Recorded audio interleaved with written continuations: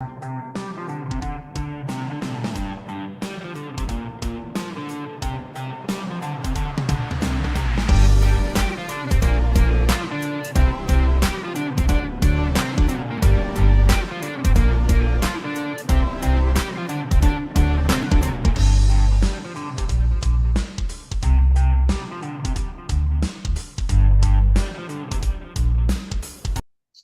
everyone, and welcome to Discover Rising Tides, How the Outside Makes the Inside Better. My name is Jean Gallagher, and I'm excited to be here today. And through Discover Rising Tides, we actually talk with women business owners to understand their journey and the importance of the outdoors and maintaining life balance. So I'm excited to introduce Denise Stegall and Healthy Living, Happy Life segment. And today we're talking about contentment, or being content in where you're at, and diving into the surprising pitfalls of feeling too content, because sometimes the comfort zone is where dreams go to die. So let's talk about this. Where do we start? I know it's pretty rough to say that, right? Yeah. Your comfort zone is where your dreams go to die. Oh my God. Like, all right, listen up, everyone. This is important, right? So when, as a healthy living coach, I talk to people about living a healthy lifestyle. And part of that is mindset. Part of that is obviously eating and doing all the right things, all the healthy things that we know that we should be doing. Sorry, I didn't mean to shoot on you there. But what I hear I've been shit on before. once or twice in life, right? Yeah. What I hear too often with potential clients, and even with clients before they get really into the meat of my program, Forever Wellness Lifestyle, is the phrase where they go, "Oh, I'm just content with the way I look. I'm content with my weight. I'm content with the way things are." So let me just kind of go and give the word content a definition. And essentially, when we say content, that means that things are absolutely perfect at this time, right now, right here. Perfect. However, we also know that nothing is ever perfect, that the one thing in life that is consistent is change. Mm-hmm. And if you're content, everything's perfect, everything is fine. That's the other word people say. Yeah, ladies, I know we say that a lot. Oh, it's fine. It's fine. It's not fine. What happens with content is it keeps us stuck in the same place. Content is easy. Content is easy. Exactly. Content means we don't have to change. We don't have to think. We don't have to step into a comfort zone. We can just be what we are right now. And if that was the case, we would still be 5 years old. I was very happy and content when I was 5. I had a great little life. Mom and dad did the laundry. They did the food prep. They did everything. I got a chance to run around outside and play. Hey, that was contentment, right? Everything was perfect because I was 5. But as I got older, things had to change. And so that's where I feel when I'm working with my clients, is when they get to this place where they feel they're content with the way they look. Not to say that you shouldn't look in the mirror and be like, "Oh God, I got all these wrinkles and my hair is a mess," all of that. That's not what I'm talking about. But when we look in the mirror and we're overweight and going in a bigger direction as opposed to a thinner direction, like, better way to say that, going towards obesity instead of away from obesity, or going away from health as opposed to closer to health. Maybe that's the better way to say it.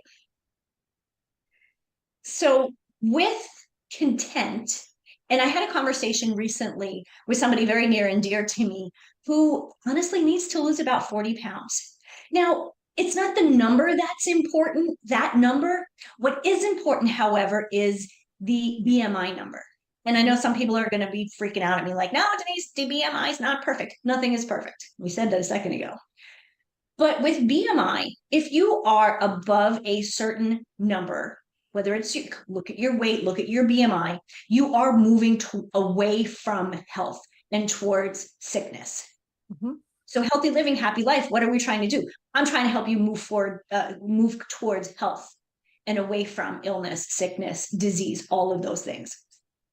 So when I had this conversation with this person, and she said that she was content with the way she was. My husband's gained some weight too, and he likes the way I look. I don't feel bad. I feel fine. There's that word, that other word, fine. Mhm. And yes, she may feel fine. She may actually not know that she doesn't feel good because she's felt the same way for a She's long used time. to it. Mhm. Exactly. And the fact that she's content with the way her weight as it is frightening, because if she doesn't make any changes, she will continue to gain weight. We know it's harder as we get older. Mhm. The last couple of years, from the time I turned 50 to 52, I've been struggling with like 10 pounds that just kind of popped there. And I'm like, hey, this is new, but I'm aware of it. I am not content with the fact that it's there. So I have had to make changes to my diet, to my exercise, to my sleeping patterns Mhm. in order to move beyond content. And some of the challenges, of course, with content, what does content lead to? Lack of motivation. Mhm. When it comes to your health, if you're not motivated to work toward a positive attitude towards your health, again, you're going in the wrong direction. Um, it also helps you from kind of reaching those dreams. We said that a second ago to open this segment. Content is that, being in your comfort zone kind of is where dreams go to die. Now, when I was a kid, all through high school and college, I was an athlete. Now, were my aspirations to be in the Olympics? No, not necessarily. But my aspirations was to look like an athlete and to be able to perform as best as I can at my best level. And I was always achieving.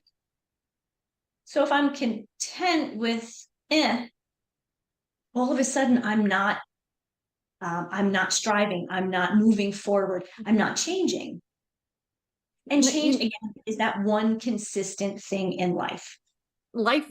So much of life happens, right? So as you were talking about, when you are in school and you're achieving, you're wanting to be better, and then as we work through high school to college or beginning careers, we're always thinking about, how can I do this better, and willing to put ourselves out there. But after a while, what becomes difficult, maybe I'm just talking about myself here, but I don't think so, but what becomes difficult is that if there has been failure or something that hasn't gone well, or maybe we're just tired or afraid to put ourselves to do the work and say we're going to do something in case it doesn't follow through, we become gun shy for those what seem to be really difficult achievements. Absolutely. And, specifically when we're talking about our health, how many women, ladies, ladies that are listening, I know the answer to this. I'm just going to put this out there rhetorically. How many of you, us, have been on a diet, or 2 or 5 or 10? So the diet culture has really changed our mindset, and really kind of really, when it comes to motivation, being on a diet isn't motivating. It's restricting. And I think you're right. When it's hard, being on a diet, if you want to lose weight, oh, we got to be on a diet. We have to have this restrictive diet. No, we can't eat this. Oh, but we should eat that.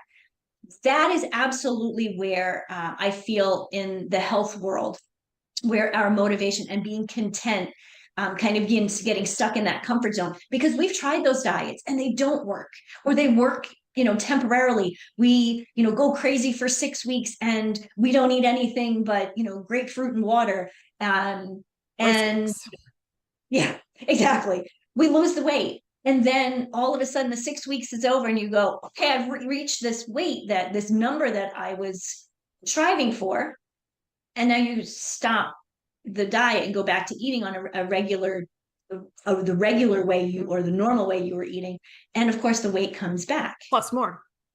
That's usually what happens. Yeah. So yes, this whole diet culture has really is really a challenge for our motivation when it comes to being in, living in a healthy lifestyle, living in a healthy body. We can only do so much. There's always genetics, and sometimes we're dealt a nasty card when it comes to our health. Things just happen. You can do all of the things right and still get sick somehow. I think too, so we, in the Twitter world of 140 characters, when it used to be 140 characters, right? So, or when it used to be Twitter for that matter. X. Yeah, it's everything, things have changed. We want it, we aren't really willing to work for things. We want the one answer that's going to be the band-aid and fix it all. I noticed that, I've been working through some muscle issues. And so you do searches and you get all these videos and they say, well, this is the one thing you could do to fix this. So everybody's looking for the one thing rather than how can I vision myself and how am I willing to work through this challenge? Because if the one thing doesn't work, we're not going to do it. And then we just want that fix. Absolutely. And that's really why people go to supplementation. Like they go to these funky supplements, or, they go to the doctor and they want a prescription, or, something crazy.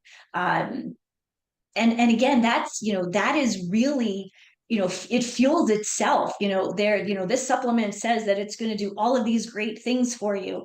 And this liver cleanse will do XYZ and you'll lose 20 pounds. All of these things are quick, what we think are quick fixes. They're easy, but none of them actually work. There may be some science behind it, but the percentage of weight people have lost is so small. Mm-hmm. And what tends to happen too with these, I'm picking on supplementation, supplements, is they're like, oh, well, this one didn't work, but you know what? This one's only $20 a month. I'll try that one. And so we're kind of getting, again, we get into this cycle of we're kind of trying to do something, but we're not really motivated to do the actual thing that's going to work. The hard work. The hard work. Because you have to go through change. Mm-hmm. And if you want to have this different situation at the end of the trip, you are going to be a different person. You're going to have different habits, and working through and changing the habits is just hard. It's like slogging through the mud, and it can be discouraging. And it's like setting goals for anything. You're going to have that excited period, the honeymoon period. And I talk to people about this when they're setting financial goals. There's a honeymoon period and you're all excited, and then you derail yourself, and then, well, this isn't going to work. So somehow you have to pick yourself back up and put yourself back on that wagon again and just work through the hard parts. Right. And this is exactly where working with a coach or a planner makes sense. Accountability. Exactly. The accountability, the support. And sometimes it's the conversation. You could be stuck about something could be, kind of sticky in your mindset, and it could just be the simplest thing. And you go have a conversation with a coach or a planner, and you go, okay, and then you can move forward. Mm-hmm. So I really believe that, none of us were here or on this planet to be alone. We grew up, or, humanity started in tribes, right? We're tribal. We're meant to love and support and care and uplift each other. And that, especially when it comes to changing habits, healthy habits, and creating new ones, getting rid of the not so healthy habits and replace them with the healthy habits. You need support. Mm-hmm. And being content is an excuse to stay in the same place as you are right this moment. Mm. Yeah. Can you say that again? Being content is an excuse to stay in the same exact place where you are today. Yes, the excuse. There's always an excuse. Reason and excuse are two different things.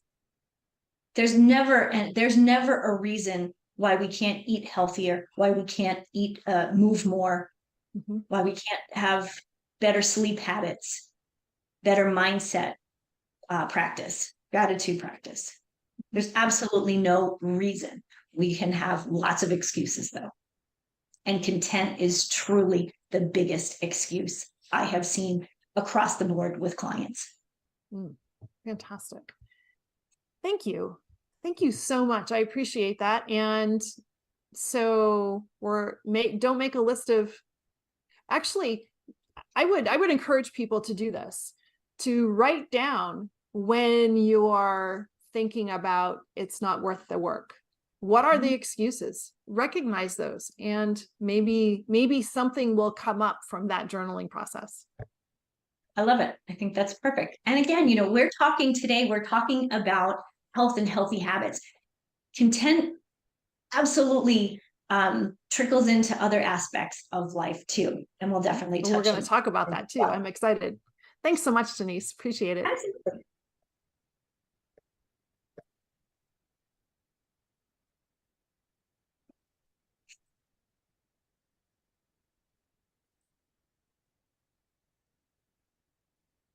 Hello, everybody, and welcome. Hello, everyone, and welcome. My name is Jean Gallagher, financial advisor, founder of Seaside Solutions, and founder of Discover Rising Tides. Welcome to show 31. We're going to call it 31A, and it's a special segment today on Discover Rising Tides, how the outside makes the inside better, where we explore the importance of the outdoors and maintaining life balance. And through this series, we typically do talk with women business owners that understand their journey, and today we're turning the tables a little bit. And so first, before we get that far, you're also, as normal, going to be hearing from Lynn Schuster-Williams, author and coach, in her segment Rising Up. But first, I'm going to introduce our guest, who is actually going to be the host, Gage Bach. Hi, Gage. Hi, Jean. Hi, everyone. So Gage, let me read her bio and then we'll get going here. Gage Christine Bach is a professional coach who works with courageous, creative, and out-of-the-box leaders and artists who are ready to see what they're capable of creating in the world. With a master's degree in spiritual psychology, a diverse array of leadership experience, and a background in nature-based soul work, and 10 years of coaching experience, she blends the practical elements of goal achievement, leadership skills, and effective communication with a keen emotional intelligence. Trickery. Did I say that right? Trickery. Oh, there's an S in there. Trickstery. Okay. Trickstery, humor, and creative prowess. Her specialties include helping clients get clear view on their why, and then going out and living that why in the world. And when she's not coaching, she can be found running, reading, wandering in nature, and making some creative thing up in the northern coast of California. And I'm excited, and also I'm a little nervous because I'm not going to be in control here. And I want to just take a moment, because typically when I have a guest, it's about talking about their business. And I just want to talk to you about yours for 2 seconds, because you are my business coach. And I am very proud to have you here. And you are amazing. So at some point in time, I'd like to switch it the way it's supposed to be and have you as a guest, because I think that your skills as a coach, you've made me realize some incredible things over the last 4.5, 5 months that we've been talking, and we've known each other. We've had interaction for a few years in the past as well. So I want to thank you for your insight and how you've helped me. Well, Jean, it's a real honor to be here with you today and to get to be in the tables turn position and get to be interviewing you on your own podcast. So I'm really excited to be diving in with you here today. Good. Well, thank you. Thank you. There's not many people that I'm going to trust and give up the controls to ask me questions. So here we go. Woohoo! Here we go. Wow. Are you ready? Are you ready to do this? I think so. We're good. All right. Okay. So what I would love to ask you, and I think the viewer, your podcast people would love to know too, is like, tell me about your background. So it's always been in front of people and customer service based. I started in the restaurant business so long ago, as many people start their careers in some sort of food service. But I stuck with it for a long time. And my husband and I ran a couple of ran an inn and a restaurant in Maine. And I'm from Maine originally, displaced a little bit out here in California. But the heart still in Maine. And so through a long period of time in the restaurant business, he was the back of the house, I was the front of the house. And then we transitioned to, we had young kids, right? And restaurant business and young kids is a tough combination. So we made the transition out of the restaurant business, but then I transitioned into what sounds horrendous, but it was really the most impactful thing that I've done is I worked for a credit card company in New England for almost 12 years. And it was empowering, it was educational, and it really taught me the basis of customer service. And over every single doorway, it said, think of yourself as a customer. And that really stuck with me. And then we made a transition to some warmer climates after our kids grew up, and ended up in Florida for what was supposed to be a short stint, and it was 10 years. And that's where I started financial services. So I want to pause you because what you just said about that thing that you saw over the door at the credit card place, like think of yourself as a customer. What was impactful about that for you? Everything. Our take on the credit card business is, it could be a whole nother conversation, right? But the company itself, when I worked with MBNA, and you talk with many people that worked within the company, how it changed our lives, because complacency was devastating. One of the sayings that was on the walls, there are quotes on all the walls and all of the campuses all over New England and Delaware, and in their expectations.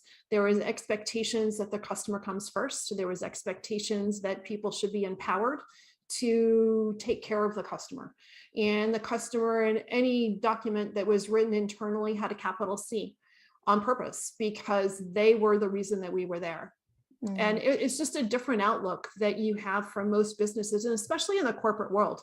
Through this podcast, I've talked with many people that have transitioned from corporate to entrepreneurial, and everybody's experience in the corporate world is very different. And it was hard, but it was different because they expected us to do the right thing, which you don't always hear in a corporate environment. And the do the right thing is really important. Yeah. So help explain to us how from that credit card job to to financial services, like what did that transition look like? And take us up to today. Rough. Well, whenever you're leaving the structure of a job, you have a structure, you have somebody that's telling you what you're supposed to do. Even if you're in a management position, as I was at times, there are people that set your expectations, and you have deliverables that you know that you need, and you're requiring deliverables from others as well, and delegating. And so when you leave the structure of a corporate job and you go to you open your own business, then the only person to tell you what to do is yourself. So as I was, the last guest that I had, Erin Marcus, she talked about working without bumpers, right? And that's exactly what it's a great statement that creates a wonderful picture, because truly when you're self-employed, you're creating your own bumpers and you're making your own rules, but you're only as successful as the work that you put into it.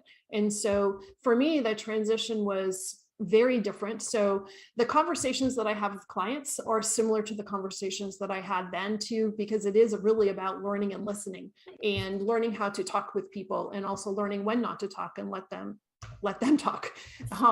So that part was similar, but the transition to becoming self-employed was really very different, because it was unknown waters. I had never done anything like that before, and I didn't know anybody. So a lot of times when you start your own business, you have a warm market to work with.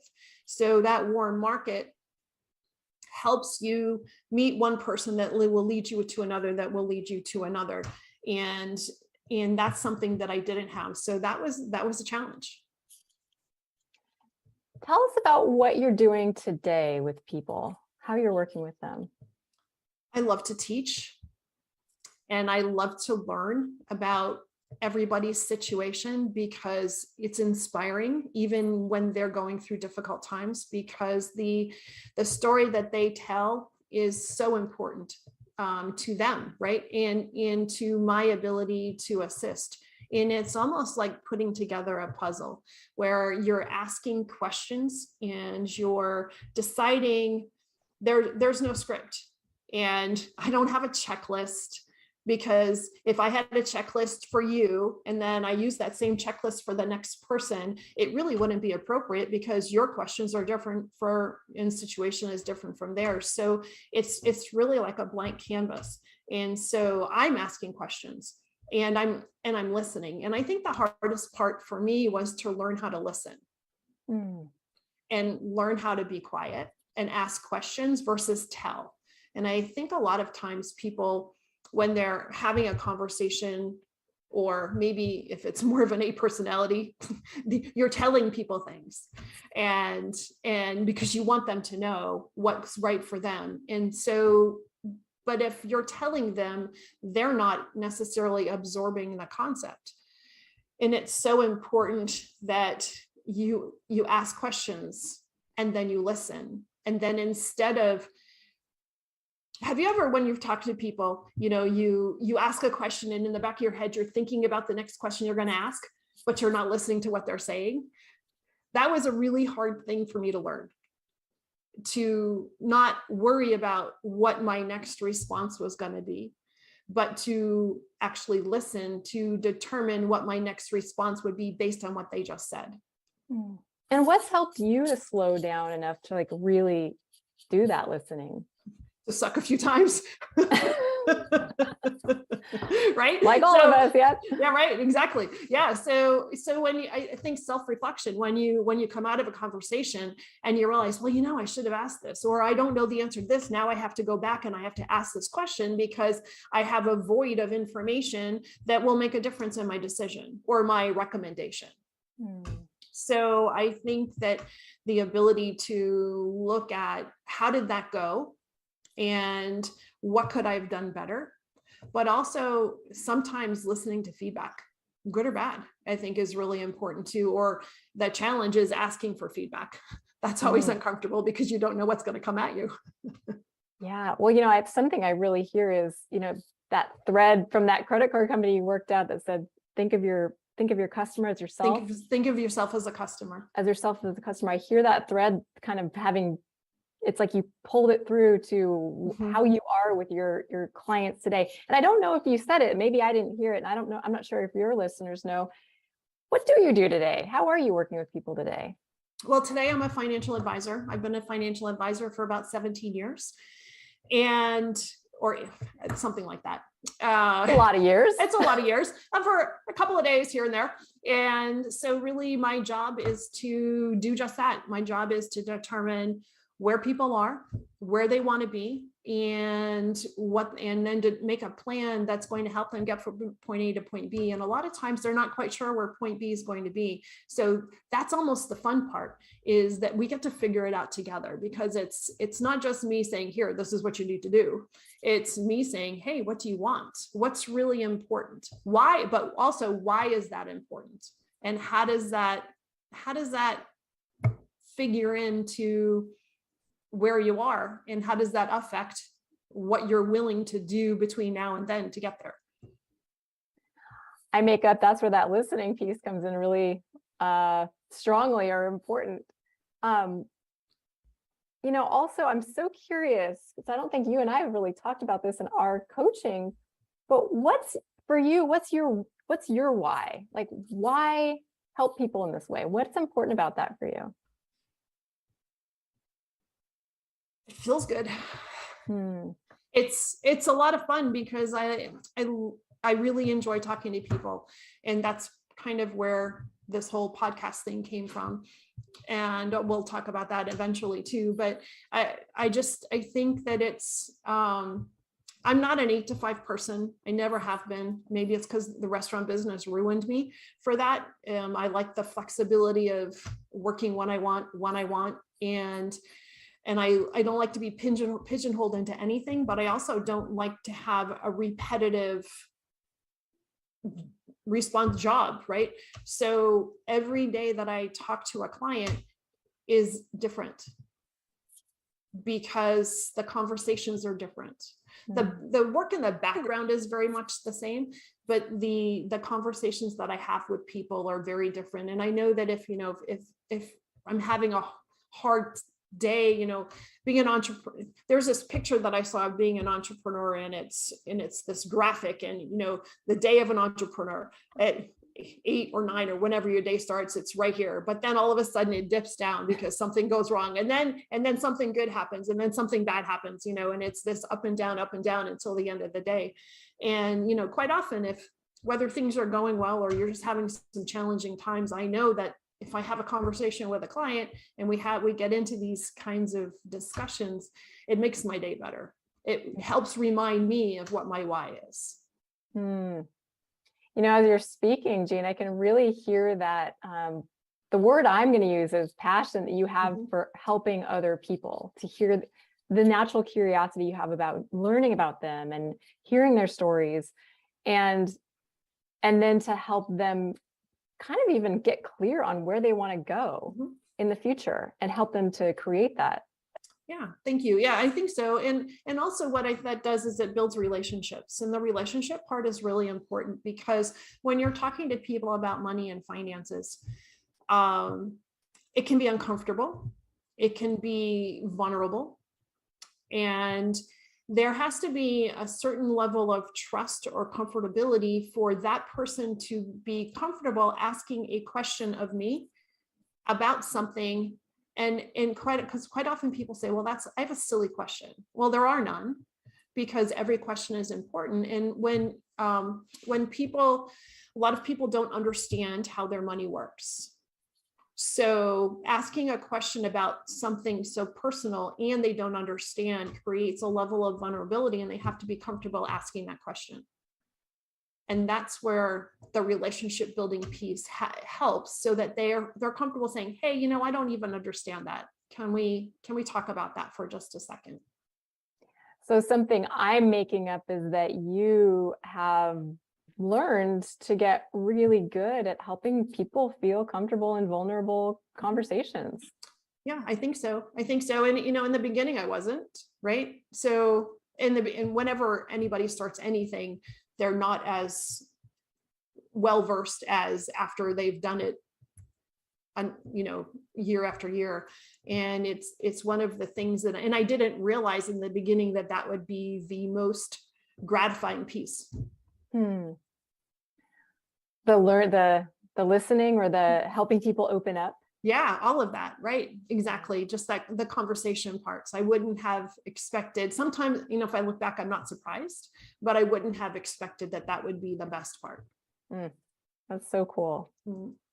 So because you just mentioned the podcast a couple minutes ago, can we transition to talking about Sure. Discover Rising Tides? We can.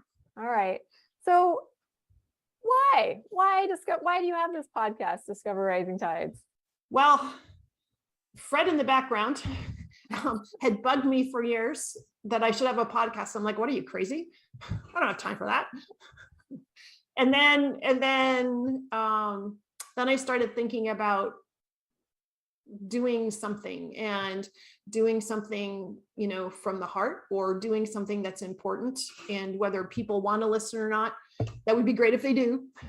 But so I really batted a few things around, and in the very beginning stages, I know you remember, I pulled you and one of my other mentors, my yoga teacher from where I live here, Julie Moore, and two people that I trust that will give me direct feedback, good or bad, right? Positive or challenges. And it was an interesting conversation because neither one of you knew each other. And so I popped you into, because it was COVID, and I popped you into a Zoom screen so the three of us could have a conversation. And I just really wanted to have some thoughts from both of you that I immensely respect. And do we have something here? is this something that might work? And in the beginning, it wasn't really a podcast concept either. It was I think I want to do something, and here's what the platform might look like. I kind of tossed a website together, and I really don't know which was. I put a bunch of pictures that were important to me together on a website. I think I have something. And then, meeting with Fred and Michelle a few times from Mediavine, and just throwing some concepts around. It turned into Discover Rising Tides. And then, so there's the platform, or the name of a platform. And then what do you do with it? And so we had some kind of throwing some ideas around about, well, what would be topics of a podcast? And you and I had I think you had emailed me or something, and it was like, oh my God, I need to talk to you anyways, or something happened like that. And I said, I've got to figure this thing out. And you just, because you're really good at asking questions, you asked me a lot of questions. And all of a sudden, this concept of how the outside makes the inside better just bloomed out of wherever it was hiding. And there we are. I want to pause you and ask you about that, because I know the tagline for your podcast is how the outside makes the inside better. Mm-hmm. Will you tell us, or tell me about, what is that for you? What does that mean? Everything. Yeah. So being outside is really important. And I think too, it helps when things are tough, when business is hard. I know that I haven't been outside. When I go outside, business is better. And but what's interesting is defining what outside is, because sometimes it's taking a book and just sitting outside and doing nothing. And sometimes it's a good hike. So, or somewhere in between. And then, one of the things that I struggled with in Maine, and I grew up in Maine, in New England, between Maine and New Hampshire, and we raised our kids there. And one thing that was always a struggle is when winter came. And when winter came, if you didn't shift yourself into the mentality of being outside in the winter, or like when I was working at MBNA and I worked 6 days a week at times, and you go to work in the dark and you come home in the dark. And then Saturday, if it wasn't sunny out, there was no sunshine, or you just didn't get outside. And so now it's a whole week where you haven't been outside, and it just feels difficult. So translate that many years later, and the pattern's really still the same. So for me, my success is, how do I take care of myself in my business? Because I'm a sole practitioner on purpose, intentionally, rather than working for a large firm. I want to make my own rules. And so I really want to be outside and to manage myself, but I had to learn that. I didn't realize how important it was until you go through a deficit or you're inside a ton, or you're just not taking care of yourself. And then you realize that, there's a downward spiral that happens. Yeah. So when you say outside, mm-hmm. I assume, but don't let me assume, because I don't like to assume, you mean nature. Do you mean nature outside? Yes. But that's my answer. And that's a great piece of this, because the definition is so broad for so many people. But go ahead. Two good listeners trying to talk with each other.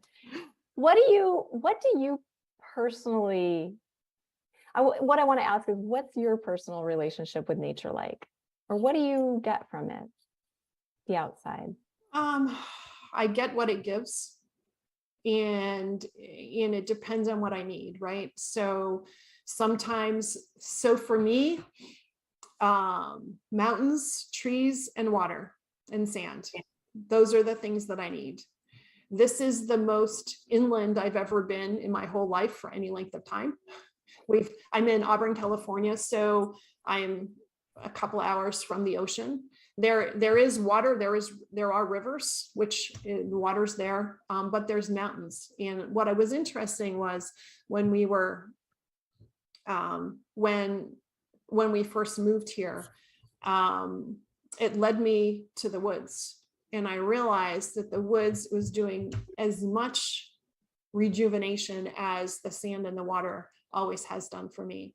So just understanding what's available, and I'm grateful to live where we do, because I do have the ability to get outside as easily, where and I don't do well with a lot of tar in cities. I know that for sure. Nice to visit a lot of tar in cities. Nice to be there, nice to visit, but I can't. Yeah, I can't. That's clear. I just can't. What's one of the, I know from our conversations that you do spend a lot of time outside, and how important that is to you. Can you think of, or what is one, let's say, lesson that you've taken or received from your time outside, from your relationship with nature, that actually applies to your business? Ooh, that's a good question. I think realizing that if I need this, what do the people that I'm talking to need? And it's not going to be outside for everybody, right? But it is about, for some people, it's communication between themselves. Maybe that's the piece that's missing. And where's the disconnect? If there is a disconnect at all, or, if somebody's really focused and worrying about one particular area, how are they recentering themselves in order to be able to step back and take a look and see from afar, that maybe they're either off base or not centered.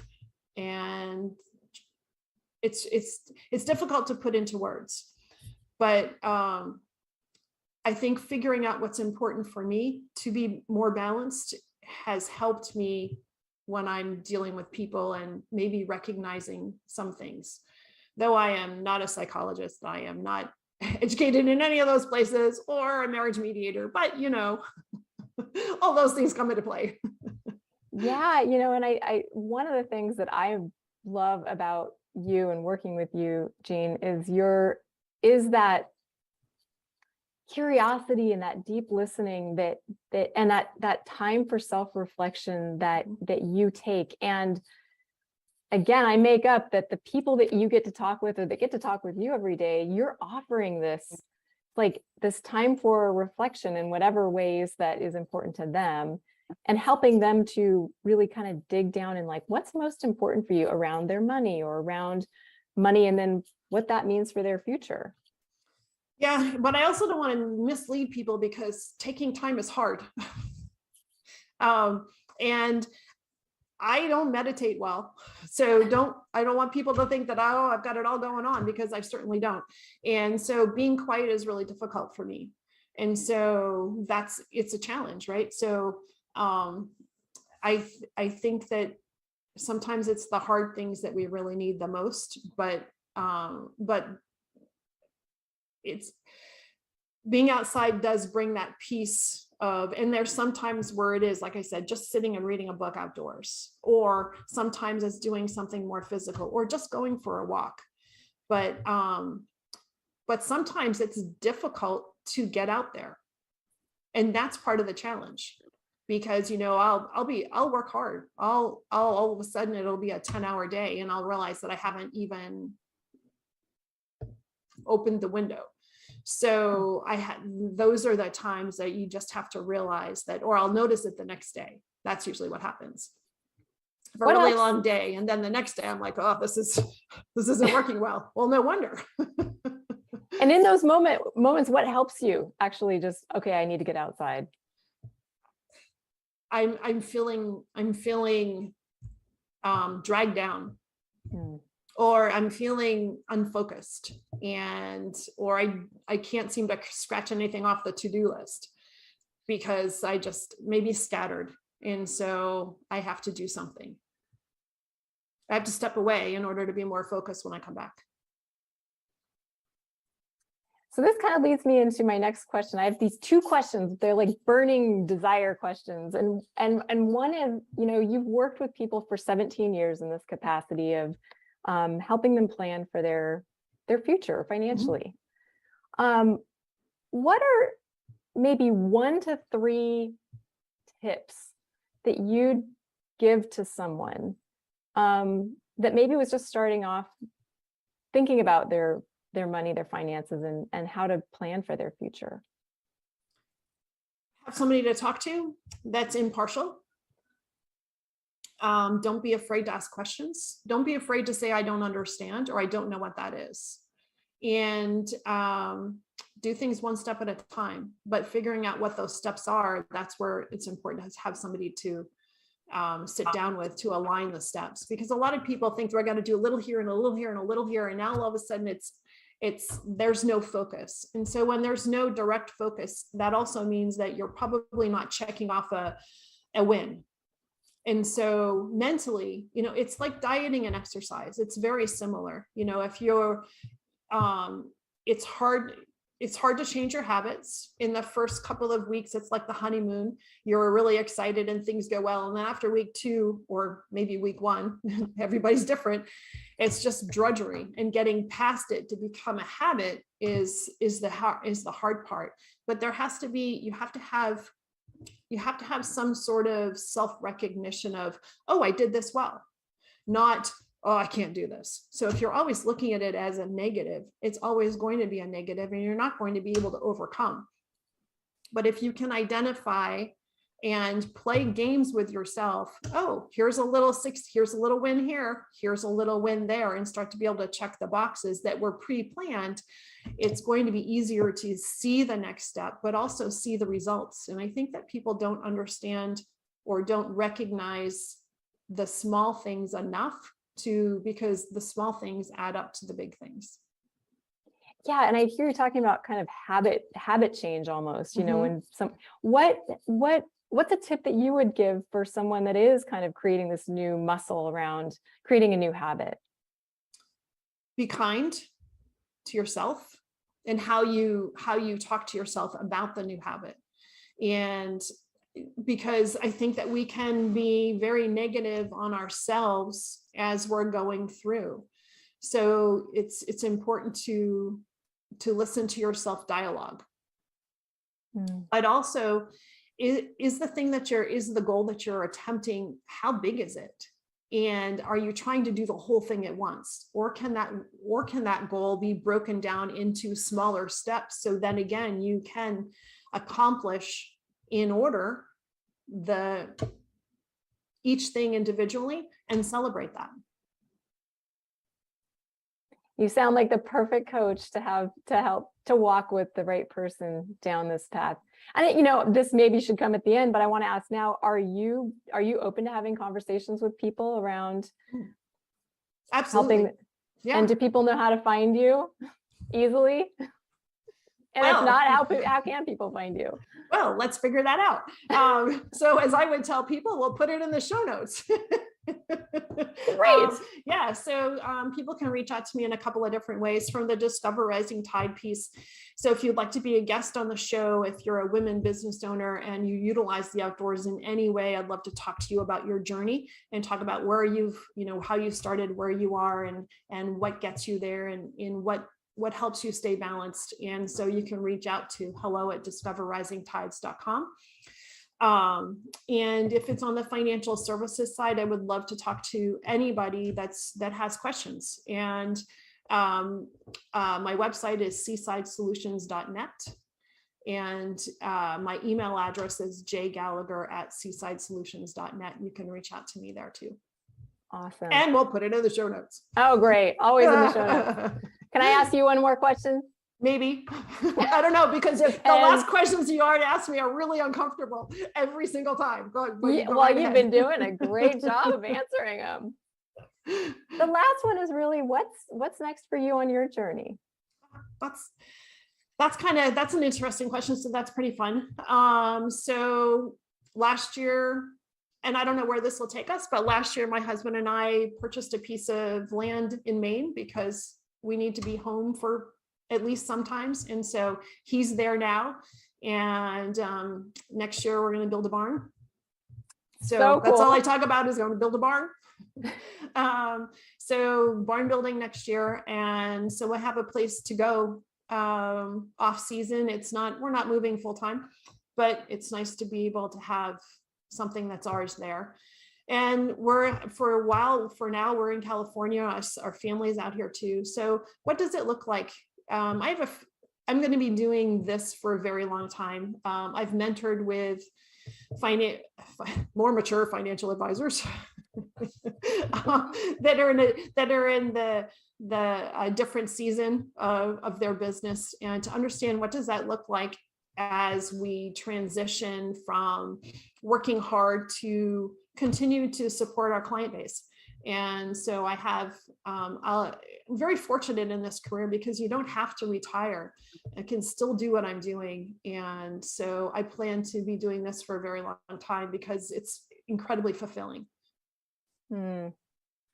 Well, the world is luckier and better off for us having you in it. So thank you for how you show up for your clients and how you showed up and answered these questions today. I really appreciate getting to talk with you, and thank you for letting me ask you some questions on your podcast. No, I'm glad. I'm glad that it was you, and I made the choice on purpose. And so if anybody needs a business coach, I would like to put your contact information in the show notes too, if I may. No problem. Because you are amazing, and it's been a good year, and a lot of it has to do with your guidance. So thank you for asking me questions, and thank you for being here today too. Thank you, Jean. Blessings. Thank you so much for listening today. Today's show is sponsored by Seaside Solutions, my financial services company. As a business owner, it's easy to be pulled in many different directions, and often taking care of yourself plummets to the bottom of the list. For me, I find myself outside to reground. My time outdoors helps me manage my day more effectively and be more present for my clients. Through this, Discover Rising Tides was born. At Seaside Solutions, we truly believe that education is the foundation of financial wellness. Our primary focus is to provide guidance that is designed to help you achieve your long-term financial goals and visions. Working with a plan allows space for doing more things that you love, like being outside to make the inside better. If I can help you create or realign your plan, or if you would like to be added to my weekly newsletter, please let me know. This week's topic was 5 ways to set more achievable goals. Your referral means the big, beautiful world to me, and if I can help, please let me know. And thank you so much for listening, and see you next time.